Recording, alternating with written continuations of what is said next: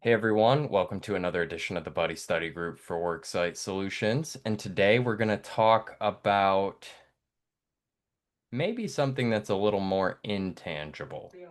And it's really something that is, I guess, a different definition for each person, for each enrollment, for each group. And that is enrollment success. How do we define it? How does it differ from opportunity to opportunity? What are some of the best practices that we either can recommend, that we've seen, that we hope to incorporate, um, to ensuring that success? But I want to start with kind of a soft thing around enrollment success. I think listening to the partner that you're working with is the easiest way to get an answer of how will this enrollment be a success. I also think to a degree, listening to the carrier partner will give you some of that answer, but the carrier partner is more kind of there to give you floors, minimums. The group itself will really kind of give you an idea of success. It's all relative. It really is. And some of the circumstances of the case itself may determine what the success is, but it all starts by listening and then trying to deliver that, right? I think in any given situation, if you are fulfilling the wishes of the group to the best of your ability and really working toward their idea of success, they're going to consider it a success. So I guess to kind of break that all down, there's a couple of ways we can really measure success. There are a couple of traditional ones. Participation and engagement are two big ones. You know, how many people are actually participating in this plan that's being offered? But even before we start counting applications and getting an idea of participation, engagement is a super big success metric. You're not going to get the participation you want without the level of engagement you want in many cases. So it's about just as much employees or members being able to see the offer as it is who steps up to enroll in this plan. You know, one kind of helps deliver the other. So that is a big thing. But then you may say, hey, Jay, my whole case is employer funded, participation's in the bag. Well, that's certainly a success metric, but then you have another layer of participation many times. Most of the cases we're dealing with are not fully employer funded cases. So there is an extra layer of engagement and participation on top of that. Employer funding makes the engagement easier. The employer is going to say, hey, I bought this for you. Sit down and learn about it because you have other opportunities here. But that next layer of participation also matters as well.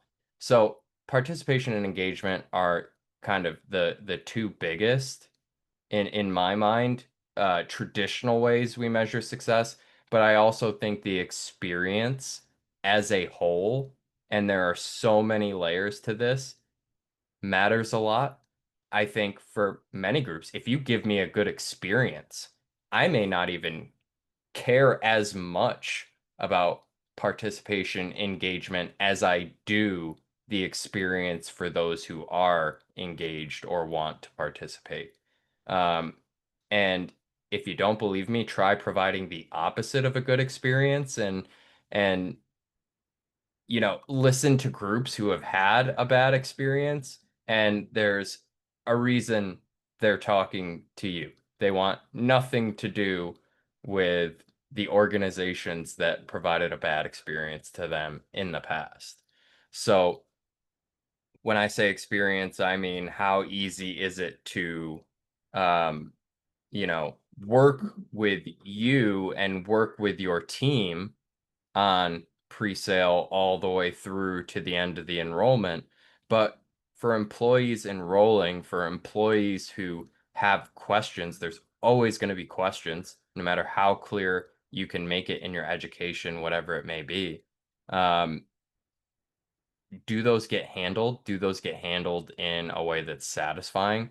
Do employees interface with your education and find themselves empowered enough to make a decision one way or the other. And then going through the enrollment itself, the platform, how easy is it to navigate the application itself? How clear are the questions? If there are questions that are unclear, have you pointed that out ahead of time so HR doesn't have to deal with 20 people running into the same snag in the enrollment platform? All of those things, taking the rocks out of the group's shoes, as many as you can take out will incrementally increase your success, right? So I think a lot of it, preparedness, listening, and really trying to deliver on your thoughtful listening contributes to all that, right? Um, I know that's just kind of like a brief overview right now, but Mark, you have anything you want to add to that? Yeah, I would just second what you said.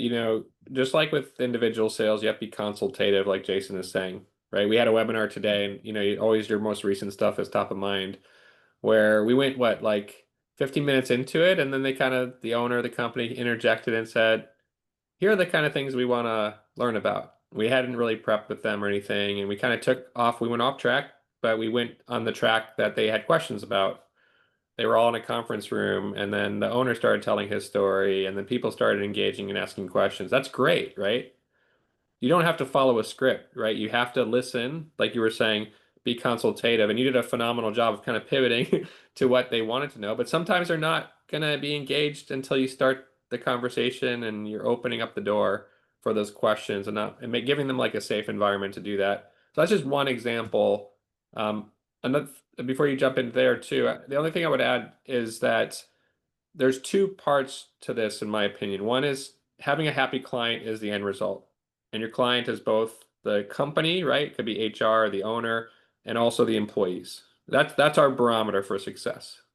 Have we delivered and do we have happy customers? Obviously, that's going to lead to sales. That's going to lead to, premiums and revenues too. But the other piece to it is success from your time perspective, right? A lot of people come to us, especially for the small groups, and is this worth my time to do this? It sounds really complicated. And there are ways to make it much more simple for yourself and for the client to use a lot of like the templates and tools that we have. We can build those very quickly for you. And by saving time, you'll find it to be obviously a much more successful enrollment for yourself and enjoyable at the same time. So I did want to mention that other side of it, Jason, is success for the broker too, not just happy client, but an efficient use of your time. Yeah, it's a super good point, and I think in all the experience we try to provide, we're looking for that thing that's gonna lighten up the room, right? These conversations and these sales can take a super long time, so you're gonna be locked in a room with these folks once a week, once a month, once every 2 weeks for quite a while until the final decision is made and even kind of through the enrollment. So I think whatever you can get at that's going to lighten up the room, that gives them just a good feeling associated with interfacing with anything related to the benefit that you put in place, which matters a ton. Um, and yeah, I think pivoting on that webinar, you could kind of feel that moment where the room really started to lighten up. And I don't know if the owner of the company butts in if we don't start with, I really would be happy if you interrupted me with any questions or any place we want to kind of take the conversation. So I think letting people feel free to voice what they want because we want to deliver it is super, super key there. Um, Now I know we kind of had a conversation similar to this with John Schumann of Transamerica. And I put that in our little footnote of the agenda because I think success metrics or best practices, I guess, are a little different when viewed from our side and from the carrier side. So I wanted to start from our side to kind of make that distinction. You are trying to listen and deliver the best experience possible. You want them to not frown when they think about their time spent with you, right? And you want them to be happy with what they have. The carrier side is a little different. Sometimes you have to work against the carrier a little bit to provide that much better of an experience. Sometimes the application questions, sometimes XYZ thing on the implementation servicing side can, you know, get under our skin a little bit or get under the client's skin a little bit. So we try to jump in front of that as quickly as possible. But the carrier also just kind of they're not going to care as much about a happy client if there's participation below the levels that they like, right? Um, so you do have to keep both sides happy, but I make this distinction to say that, another case I'm thinking of that we actually have re-enrolling this year in a second enrollment period. I believe it's about 3,000 employees. And when we were doing their first enrollment, they had I want to say it was like 11 people show up to their webinar. And we were like, this is mortifying in our heads. And then we talked to the client and they were like, we got 11 people. I couldn't be more excited. We got 11 people. Normally people don't even attend these things. And the fact that we got 11 people, I'm just so happy. I'm so excited, right? So you really have to kind of understand your client where they're coming from to be able to get that perspective. Like that engagement was a success to them. The carrier may not, think of it that way. We only got, or even us, we got 11 people out of 3,000 something. That's pretty low engagement, right? But it's relative to what the group normally gets. Yeah. I think there's also some alignment there too, where the carrier is setting a minimum so that it's worth their time Right. to deal with it, on their operations side. It's a good risk for them, right? They have minimum participation from a risk perspective. That tends to align actually pretty well with your time and, having success, minimum participation too. I think what I find is with the carriers that only look at large groups, like 100 plus, mid to large groups, they'll have like a minimum participation that says, 10% or 5 to 10%, something like that. So a 3,000 life group like you were talking about, they would expect 150 to 300 apps. Whereas the small group carriers, like the standard now, right? Allstate Benefits or Transamerica might say 5 apps, not a percent, 5 apps, right? And that kind of reflects our successful criteria too, because part of it is, if you hit that minimum participation, everyone's going to get issued, you're going to be in good shape. If you don't, the carrier reserves the right to either not issue the policies, but if you hit at least 10, usually with the larger group carriers, they'll issue it reluctantly, but as an exception. But that's no one likes that friction, right? You don't want to be fighting the carrier. You want to be really working with them. So I use that, Jason, as my guide is, effort success. And sometimes again, your effort level and how you decide to do it will be based on what the client's going to put into it to hit those minimums. Um, and if you don't envision success that they can hit those minimums, you probably need to help get them on a path where it's going to happen, or just push them back, push it to a better time. Don't do it during open enrollment, right? You have to realize that it's not worth getting a case where everyone's unhappy. That's not going to be a re-enrollment. So that happiness quotient that we're talking about actually leads to, well, let's do this again next year. And by the way, part of the value of these groups is the fact that you do this year over year over year. People are hearing the same messages and they can participate, even if it's not right away in the next month.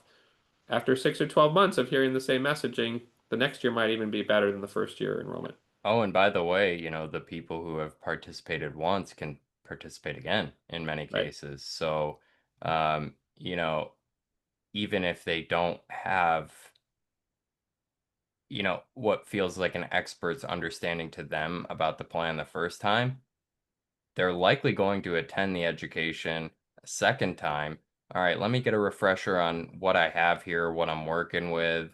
They see the calculator, they start to understand it better. the second time around, maybe they meet with a specialist the second time around and say, hey, I got in to be able to preserve my right to buy up before, but I want to just take a look at what it might mean to do more. Yeah. I think, yeah, success on the first try is obviously super, super important, and you can compound that into even more success going forward. Yeah. An Go Another ahead. tip, sorry to cut you off. I just No, have this is a lot good. of things swimming in my head right now.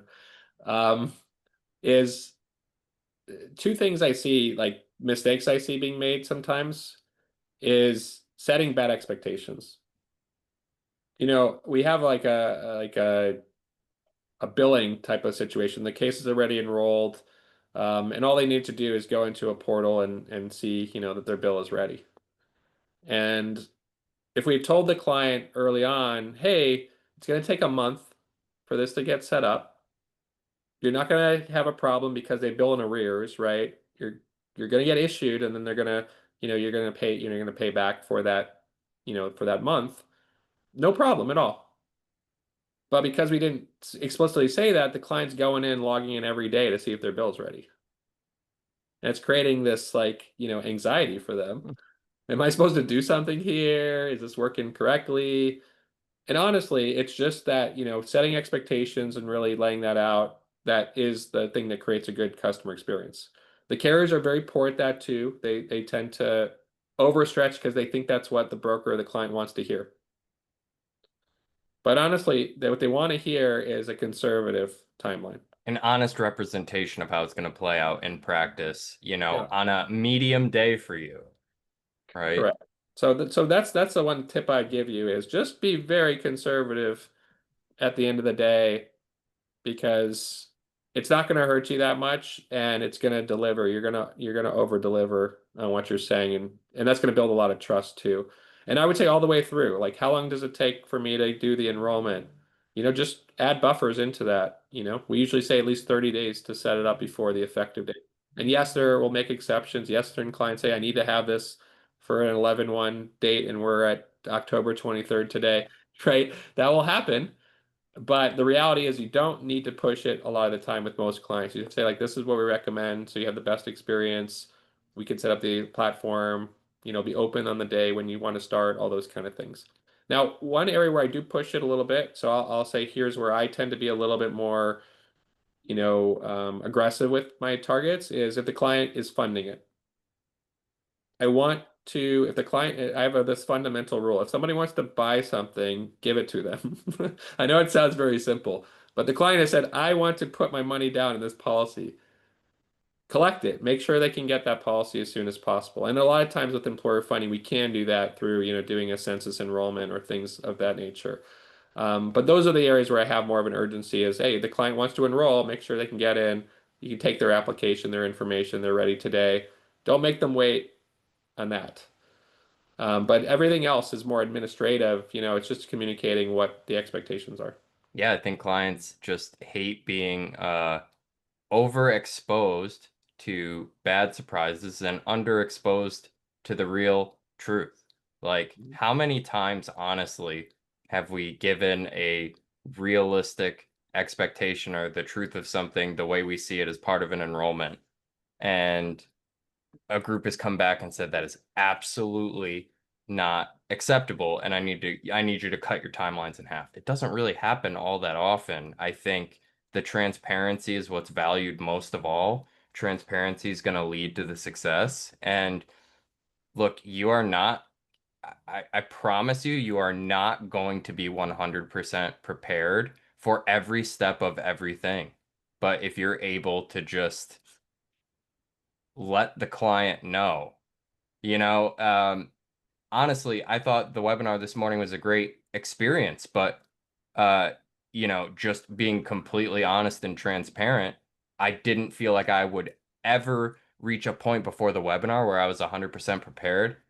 And I wanted to focus on what I could control, number one, creating a good environment, number two, and letting them know that we're going to have your support on the back end and we're going to gather whatever we can to help you with your decision making on the back end. And I think at the end of the day, they were happy to hear that. It's better than just saying I'll have all this stuff and um, riding off into the sunset or claiming to have all the answers on the webinar and getting caught with my pants down, you know? So I think that's super important is just expectation setting. You don't have to have it to me yesterday. You just have to let me know when you'll have it. And as long as that's an acceptable time frame, it's good, right? Um, yeah, any other thoughts, Mark, on just outside of the actual live enrollment perspective, any other success metrics that you can really think of? Mm, Not off the top of my head, I'm sure something will come up, but I So think. I want to then move to like best practices. Since we've kind of outlined the success metrics, we did talk about like communication, transparency, things of that nature. But what other things are you seeing out there in the world, or what other things do um, you make sure to do in your day to day to kind of ensure the success metrics? Well, there's a few like best practices that I have, and you have to decide how much to balance this out. If you're working with a larger group, mid to larger group, I think it's really important to set a regular meeting with that group. It can be something we have weekly meetings with some groups that last like 5 or 10 minutes.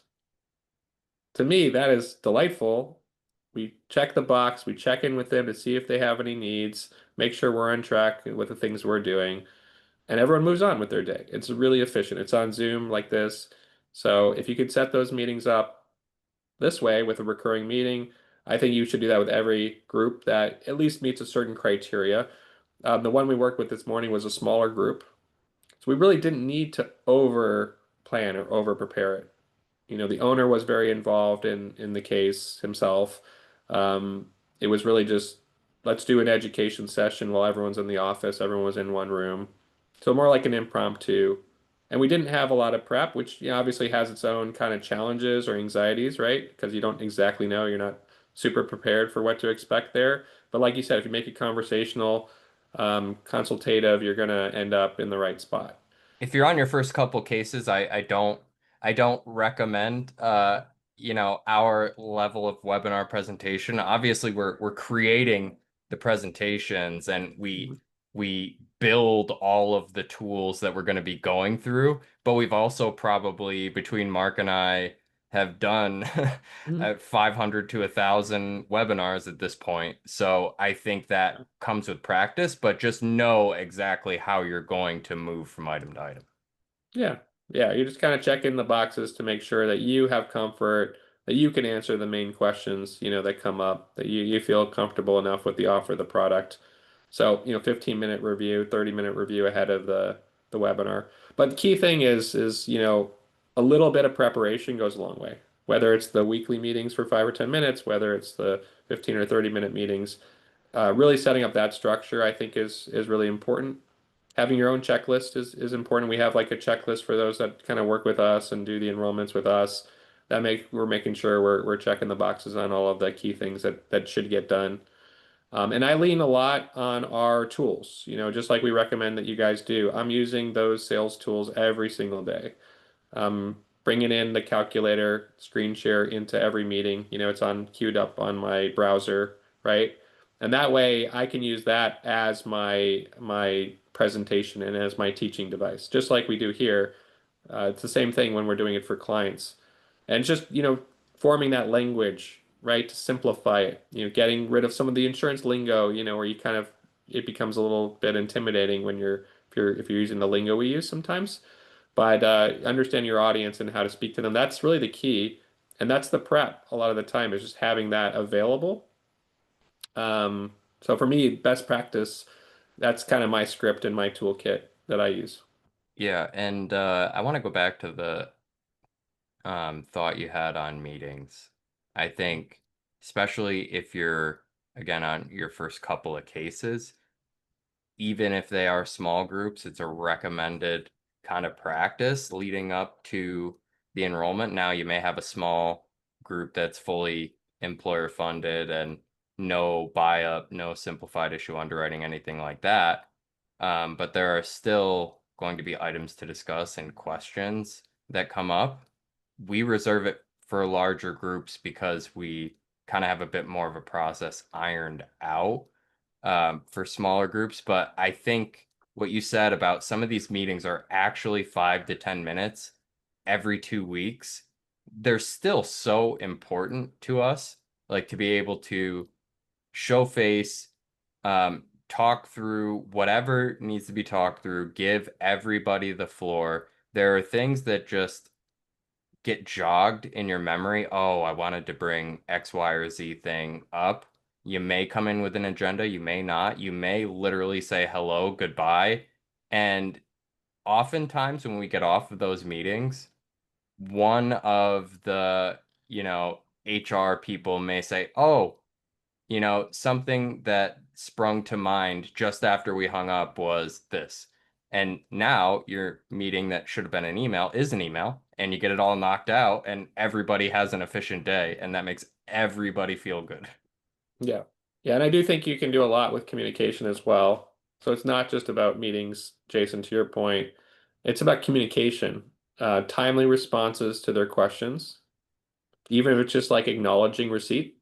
Like, I just want to let you know I got the question, but I need to do some research to get you the answer, right?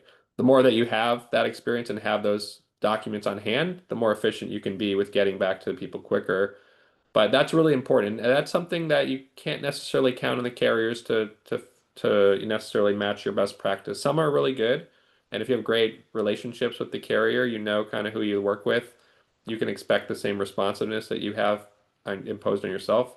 But I think it's really key. I think that's what builds a lot of our the confidence and the client and the credibility is that you're responding really quickly to them. If you wait even a couple of days, there's a lot of anxiety building up. So to me, it comes back to the customer experience, and we just have a high standard for being very responsive at the minimum. But sometimes this is kind of like maybe a duh comment, but a lot of this business is just showing up and following up, right? For That's sure. that's why we're talking about meetings and email follow-ups. Just not to have that value underestimated, right? I Yeah, think is the key.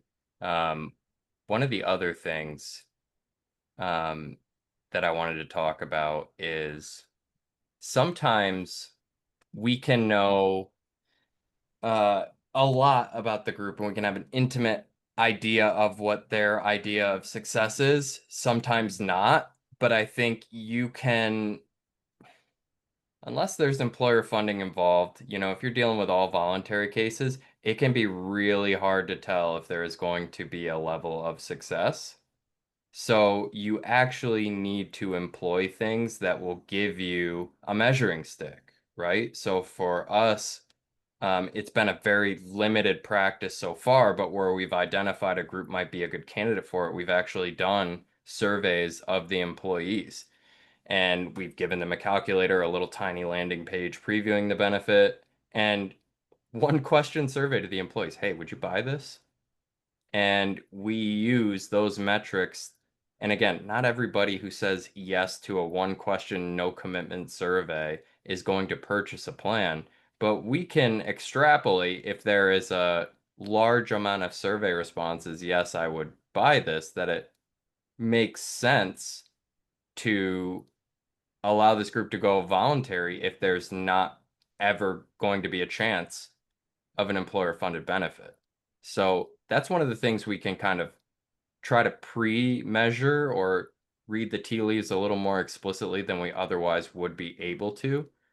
Because otherwise, Mark, we've seen some really surprisingly good voluntary enrollments, and we've seen some, yeah, clunkers. yeah. Yeah, honestly, I think a couple of things. We always talk about employer funding to help the voluntary.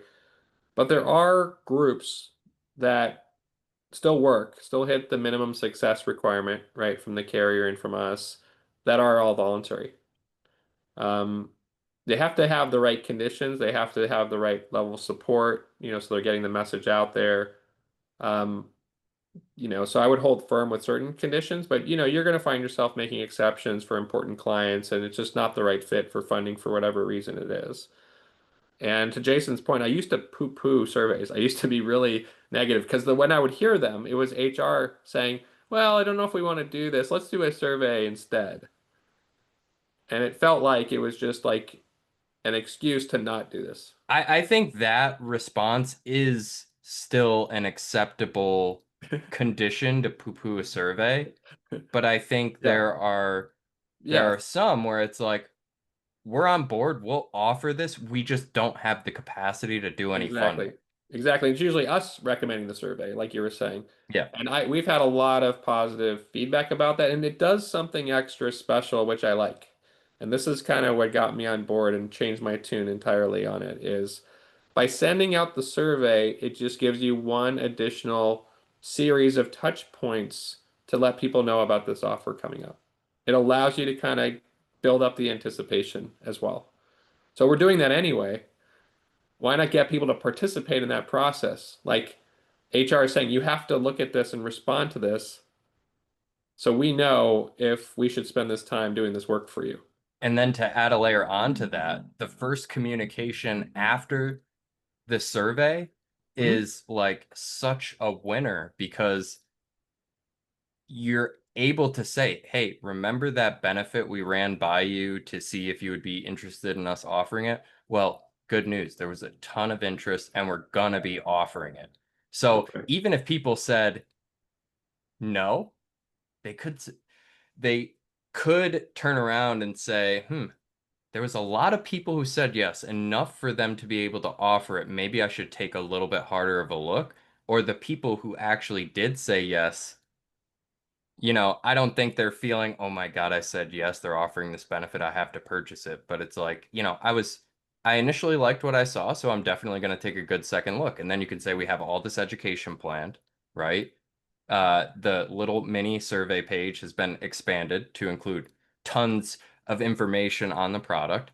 Yeah, I'll go give this a look. That first engagement, like you said, early on, before it's even being offered, is great because it's just an extra touch point, but it makes the first kickoff communication really hit hard, I think. Hmm. Yeah, the big disappointing enrollments have always been the ones where people don't even know that there is a benefit. And obviously there's reasons that happen. Sometimes it happens to our surprise because we are doing communications, but employees don't open their emails or read what is being sent to them, for example.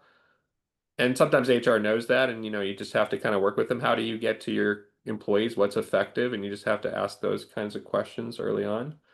Um, but there are some techniques that you can do to mention, metrics of success, Jason. Another one is how many people have seen the offer. Yep. So survey is kind of one way to measure that, right? Because you'll see the responses and you'll know how many people out of the total census have actually responded to the survey. Another one you can do that the carriers also kind of really try to support is ask for everybody to decide if they want to decline the offer or if they're interested. Like force them to make a decision, one way or the other. And if they decline the offer, it doesn't mean they declined forever. They can enroll the next enrollment period, for example. But it allows you to position it and how you word it is important, Wendy, just like you said, where you're saying by by declining this, you're not going to get annoying emails from us. Right? We will know that you're not interested and we will focus on those people that are. Yeah. And that's just a great way because people psychologically don't want to decline an offer unless they've actually looked at it first. So you know that they're actually looking at it almost always before they want to decline it. And HR can kind of enforce. You have to go in there, finish your indication here, just like you have to finish your open enrollment, right? Otherwise, you don't get any of your benefits if you don't finish that. So again, another good best practice technique is make sure that everyone's seen the offer by having some way to track and hold it accountable that they've declined it. Yeah, 100%. I was trying trying to lead you there. I knew it would come out eventually, but I think that's a really interesting strategy. And yeah, Chris is really adding like the, I guess, psychological flavor to it, right? You're um assuming interest, assuming the sale, so to speak, but you really allow those who are truly not interested to get themselves out of it. right? You're giving them an out. But like you said, with employee benefits, I'm not just like, I'm not just declining to look at this benefit just so I don't receive emails, right? I want to actually know that it is something that's declinable for me at the end of the Hmm. day. So, Yeah. yeah, I think you'll start to see that approach more often because it's really hard to cut through all the communications, right?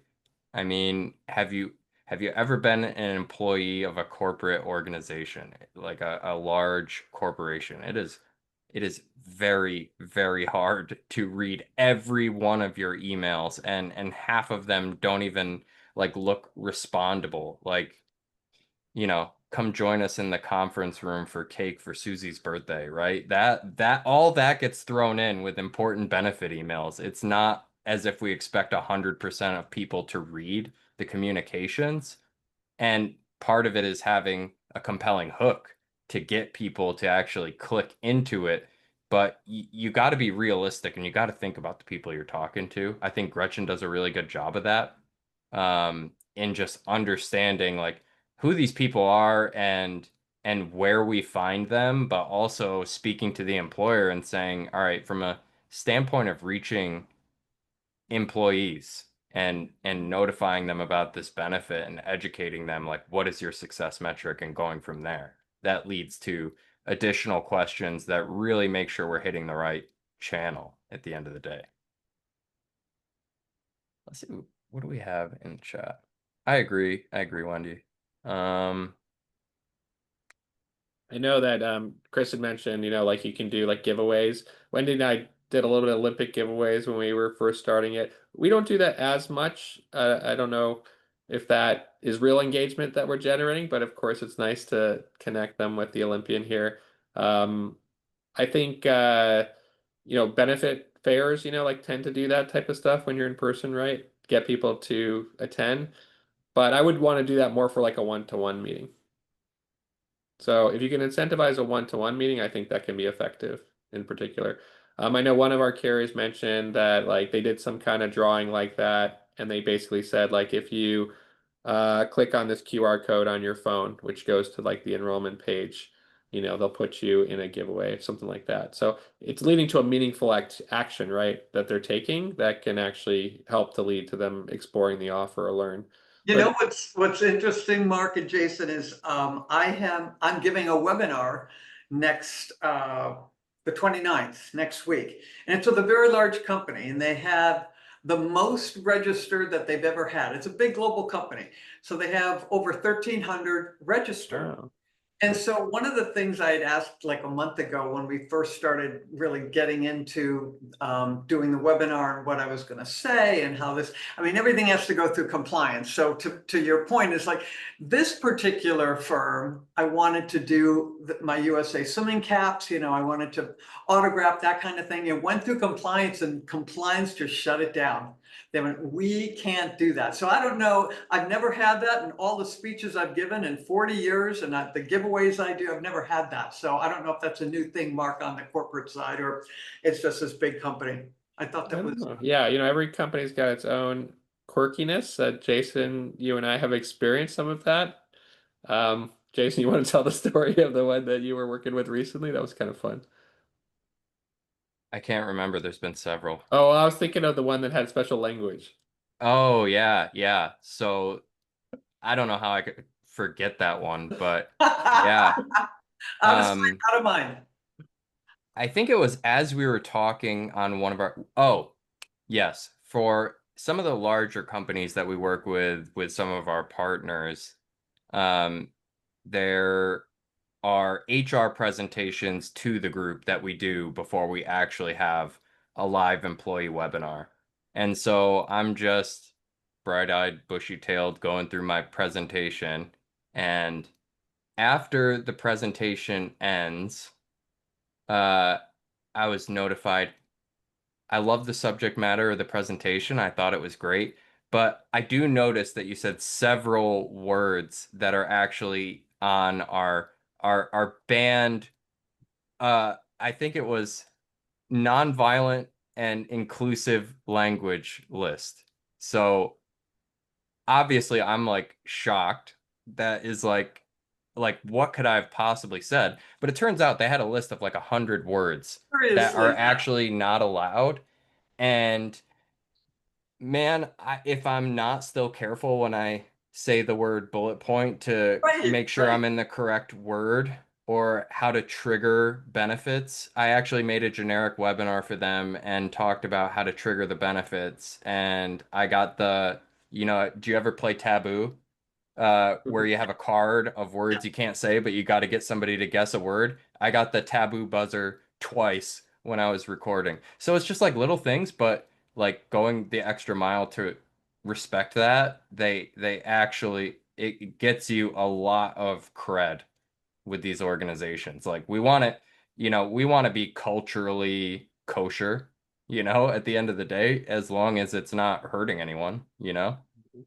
But Yeah. yeah, But that's kind of comes down to that consultative positioning, right? In the beginning and just being a good listener. And to Wendy's point, right? Sometimes it's going to work, your suggestions. Sometimes it's not going to work because it just doesn't fit. But you're collaborating with them to figure out what's the best solution for them. yeah, and little things like that, I mean, you will find it somewhere, especially with the larger groups, but you will find it other places. There was another group we were working with that said no mention of the word employees, team members, no coworkers, team members.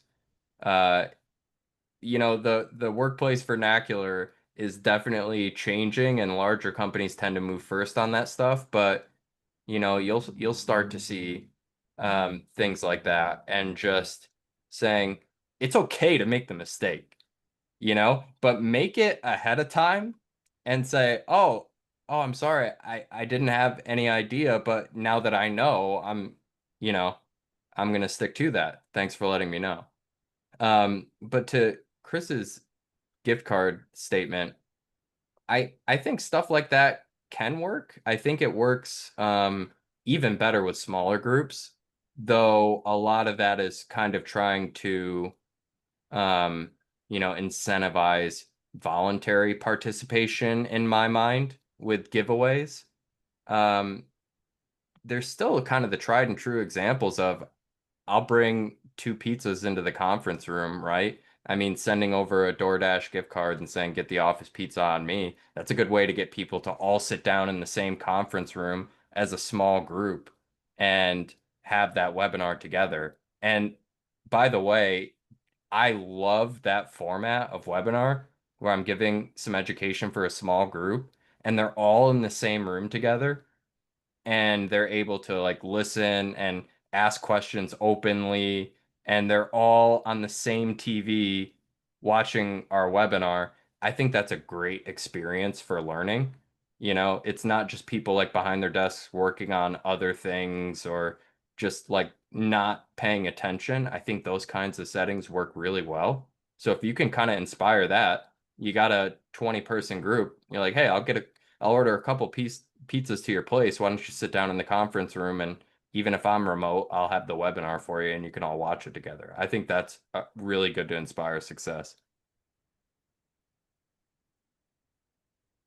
I did a drawing the other day to Union Hall and had more engagement in 1 month than I did in about 3 meetings. Yeah, I mean, it is definitely one of those things where it's going to depend organization to organization, and if you find that it's the right opportunity and the return is not out of whack, I say go for it. Hmm.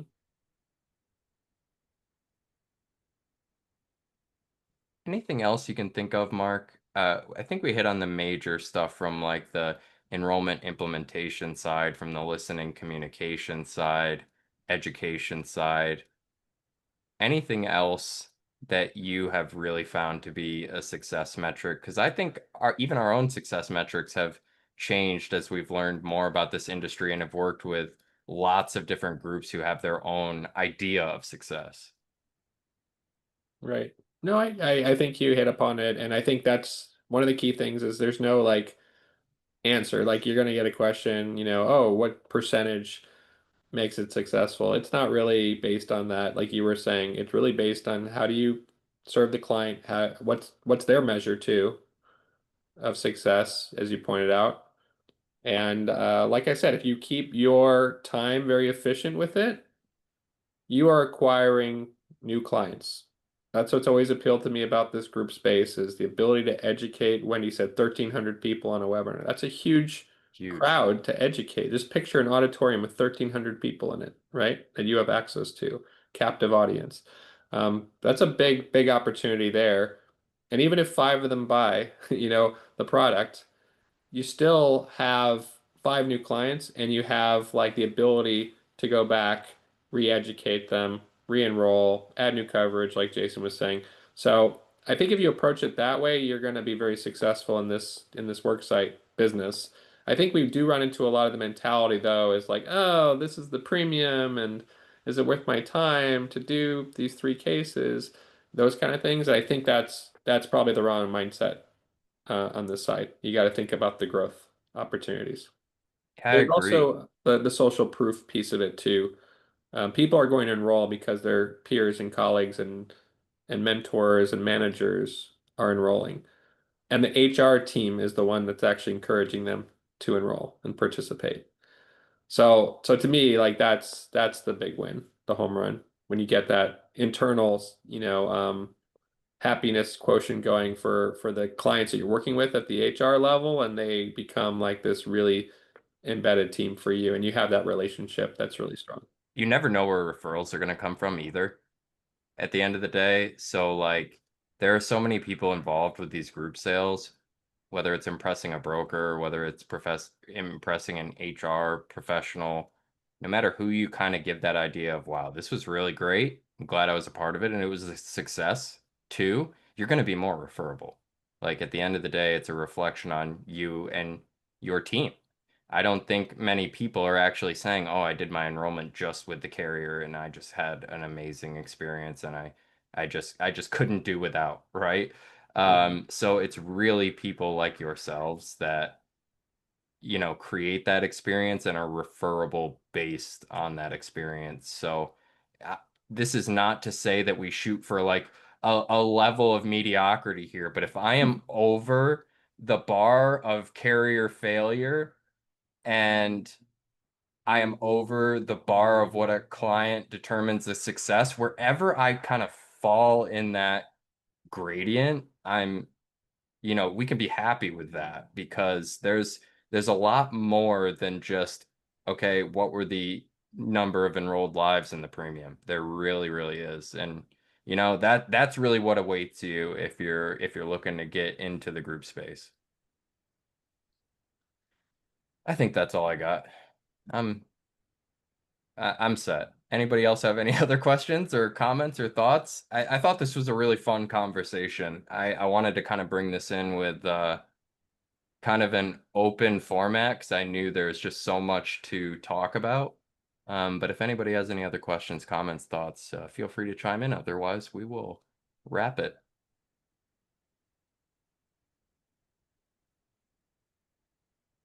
I think they loved it. Well, thank you all for being here. Really appreciate it. And we will be back with you next week. Appreciate the time. Thank you for participating in the chat. Thanks, Chris. Always good to hear from you in the chat. And we'll talk to you soon. Be well, everybody.